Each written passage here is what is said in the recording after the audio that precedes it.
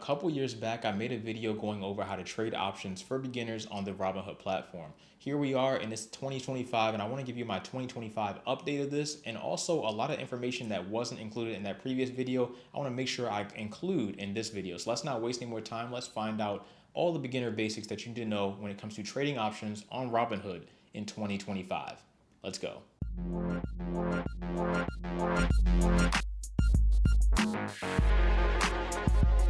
Let's not waste any time. Let's get right into the portfolio, Face ID, and we are in. So we're going to go ahead and do this example with a well-known stock right now known as SoFi. So let's go ahead and type in SoFi. We're going to do ticker symbol SOFI for SoFi.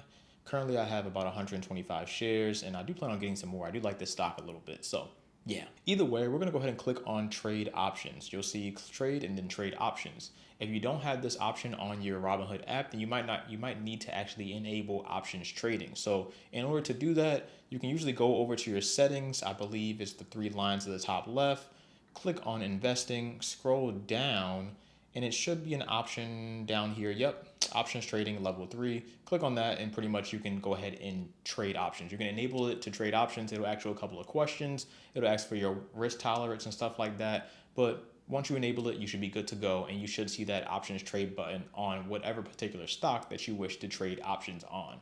Either way, let's head on back. When you pop up in a trade option menu, you're going to see this. This is a builder, pretty much letting you know what you can actually do when it comes to options trading. Now, if you don't know much about investing in the stock market, then I highly recommend that you stay away from options trading, but you're probably here watching this video because you want to learn a little bit more about it, which is perfectly fine. I'm either betting if the stock price is going up or if the stock price is going down in most cases. If you click here on this green arrow, you can pretty much think or bet that the stock price is going to go up, and that's pretty much what an option is. Just think of stock options like a special ticket that you can use to get the right to buy a particular stock or either sell a particular stock, but not the requirement to do so. Completely up to you. In most cases, I am pretty bullish when it comes to playing options, so I'm betting that the stock price will go up depending on which stock I decide to pick. In today's case, it is SoFi. There are also other bullish options like a covered call or a cash secured put. But if you want to bet that a stock price will go down because you think that could happen, then you can always do a long put. You can do a call credit spread or a put debit spread. Either way, I don't really bother with these, so I won't be showing them off in today's video. Past that, you can also bet if you think the stock price is going to go up or down, or kind of hang around the same price point as well. Other strategies that I simply don't use, but if you wish to try them out or learn more information about them, then Google is your best friend. Either way, now that we established that we want to do a long call on the particular stock that we're talking about today, which is SoFi, let's go ahead and do just that. So you can see these dates up here at the top. These dates are pretty much expiration dates. For today's video, I'm going to go ahead and choose a date of May 15th of 2026. This expiration date is the expiration date for my option, for my special ticket. Right below that, you see buy, sell, and then call, put. Right now, I have it set to buy and call, and that's exactly what I want to do. I want to buy a call because I'm betting that the stock price will go up in the future. If I did buy and then put, then that means I'll be betting that the stock price will go down in the future. And if I did sell call or sell put, then I would typically be doing something like a covered call, but I personally don't do those strategies right now. So let's switch it back on over to buy and call. On this screen, you can see a lot of numbers, a lot of percentages, a lot of down, a lot of red. I'm gonna break it down for you. Basically, right here is the share price. The share price right now of SoFi at closing was $21.15. So if we go below, you can see these are some of the other strike prices that we can get when it comes to SoFi. A strike price is pretty much the price that you think the stock is gonna go to or the stock is already at. So in this case, SoFi stock is sitting at $21.15. So if I bought a call at $20, $18, $15, or $13, it would be known as in the money because it's already above that stock price. So I don't have anything to worry about. I'm pretty much just gonna make the gains that I can make on it if the stock continues to go up based on my timeline. If you go out of the money, that would be all the stuff that SoFi hasn't hit yet. So it's not at $22, $25, $27, $30, or $35. So I could bet that it could hit these prices, and if it does hit those prices, then of course I would make money. For this video's example, let's scroll on up and do an out of the money call for $30. You can see right under the $30 call, it says break even 32.07, and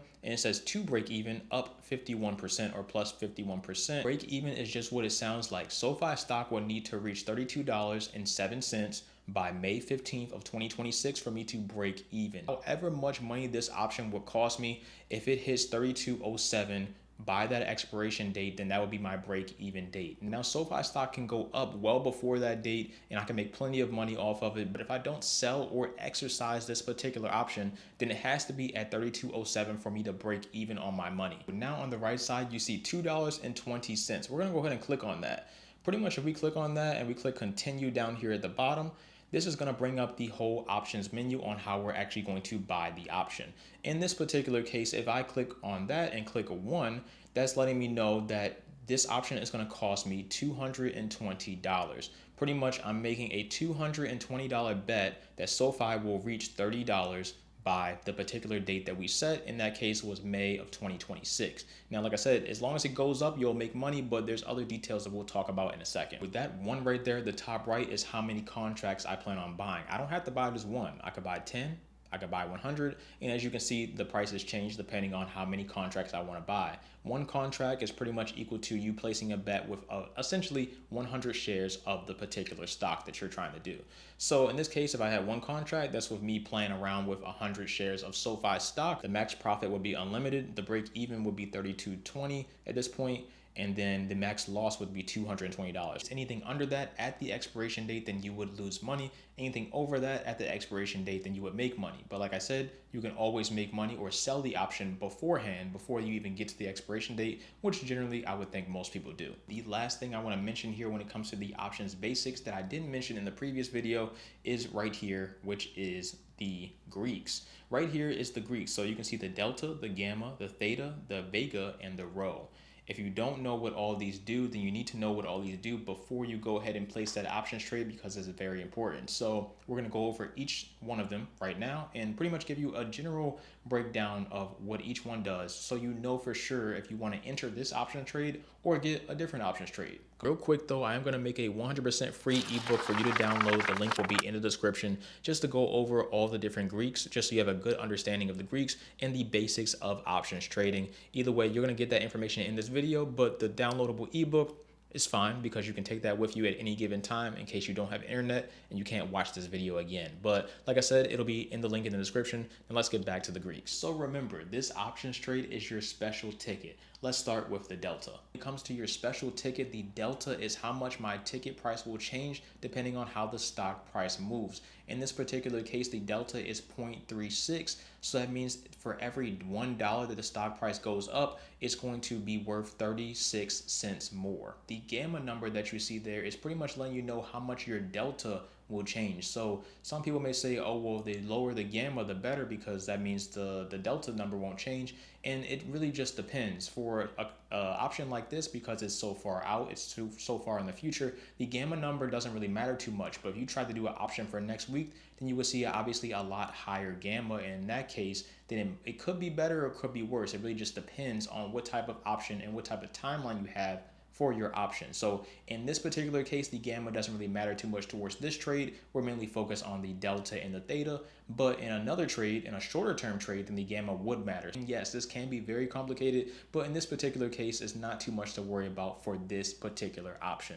Like I said before, it's mainly just to focus on how much my delta will change. Now for the theta is definitely one of the ones I want to focus on because I'm doing a year-long option. So I want this number to be lower because if you don't know, theta pretty much is the amount of money that is going to decay from my option every single day. So think of this as like a super cold ice cube that's going to melt slowly every single day until that option goes ahead and expires. So my ice cube is going to melt on May 15th of 2026 completely. So the thing is, if the theta decay is really low, if the number is really low, then that means it's going to melt slower. If the theta decay is high, that means it's going to melt faster. We don't want it to melt at all because that's more money that we lose out on every single day, no matter what happens to the stock. If the stock price goes down, you're going to lose money. If the stock price stays the same, you're going to lose money. And you're only going to make money if the stock price goes up. So if we relate this back to our special ticket, then the theta would be how much our ticket is going to lose value each day. Since the number for the theta in this case is negative 0.0078,